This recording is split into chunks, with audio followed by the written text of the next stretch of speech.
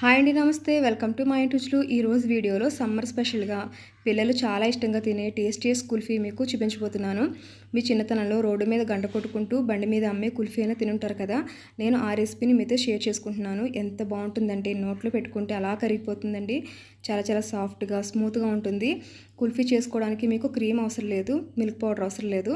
చక్కగా పాలతోనే ఇంట్లో చాలా టేస్టీగా చేసుకోవచ్చు. అండ్ చేసుకోవడం కూడా చాలా ఈజీ. పిల్లలకు కూడా ఈజీగా చేసేయచ్చు. అంత ఈజీగా చేసుకుని కుల్ఫీ ఐస్ తప్పకుండా మీరు కూడా ట్రై చేయండి. టేస్టీయెస్ట్ కుల్ఫీని మనం రెడీ చేసేద్దాం. ముందుగా స్టవ్ వెలిగించి ప్యాన్ పెట్టి ఒక కప్పు వరకు షుగర్ వేసుకుని షుగర్ని మెల్ట్ చేసుకోవాలి. స్టవ్ని లో టు మీడియం ఫ్లేమ్లో అడ్జస్ట్ చేసుకుంటూ షుగర్ అంతా మెల్ట్ అవ్వాలి. ఈ షుగర్ అంతా మెల్ట్ అయ్యాక మనకి క్యారమిల్ అనేది రెడీ అవుతుంది. ఈ క్యారమిల్ కొంచెం రంగు రానివ్వాలి. అప్పుడే మనకి కుల్ఫీకి క్యారమిల్ రెడీ అయినట్టు. ఇలా ఈ కలర్ వస్తే సరిపోతుంది. ఇందులో కప్పు వరకు వాటర్ వేసుకుని క్యారమిల్ని వాటర్ని మిక్స్ అయ్యేలా కలుపుకోవాలి. ఇలాగ మిక్స్ అయ్యాక మనకి క్యారమిల్ సిరప్ అనేది రెడీ అవుతుంది. ఈ క్యారమిల్ సిరప్ రెడీ అయిపోయింది కదా. ఇప్పుడు మనం బౌల్లో తీసుకుని పక్కన పెట్టేసుకుందాం. అదే ప్యాన్లో ఒక హాఫ్ లీటర్ వరకు పాలు వేసుకుని కొన్ని పాలని ఒక కప్లో వేసుకోవాలి.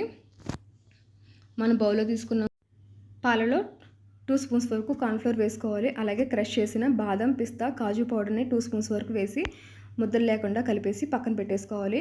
ఇప్పుడు మనం స్టవ్ మీద పెట్టిన పాలని ఒక పొంగు రానిచ్చి 2 మినిట్స్ వరకు కొంచెం చిక్కబడే వరకు మరిగించుకోవాలి. ఇలా మరుగుతున్నప్పుడు మనకి చుట్టూ మేగడ ఫామ్ అవుతుంది. ఆ ఫామ్ అయిన మేగడను కూడా ఇలా గరిటతో తీసుకుని పాలలో మిక్స్ చేసుకోవాలి. ఈ పాలు కొంచెం దగ్గర పడ్డాక మనం ప్రిపేర్ చేసుకున్న క్యారమిల్ సిరప్ని కూడా ఇందులో వేసేసి కలుపుతూ మరిగించుకోవాలి. ఇలా కొంచెం మరిగాక మనం ముందుగా ప్రిపేర్ చేసుకున్న కార్న్ఫ్లోర్ కలిపిన పాలను కూడా ఇందులో వేసేసి ఉండలు కట్టకుండా కలుపుతూ వేసుకోవాలి. ఇవి కొంచెం దగ్గర పడుతున్నప్పుడు ఇందులో మనం షుగర్ని కూడా చూసుకోవాలి. షుగర్ సరిపోకపోతే ఒక 2 స్పూన్స్ వరకు షుగర్ యాడ్ చేసుకోవచ్చు.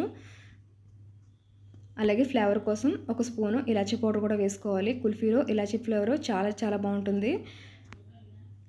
ఇలా అంతా రెడీ అయ్యాక మనకి వేసుకున్న మిక్సీని అంతా దగ్గర పడి చిక్కబడ్డాక మనం స్టవ్ ఆఫ్ చేసి దింపేసుకుని కలుపుతూ చల్లారబెట్టుకుంటే పైన మేగడ అనేది ఫామ్ అవ్వకుండా ఉంటుంది.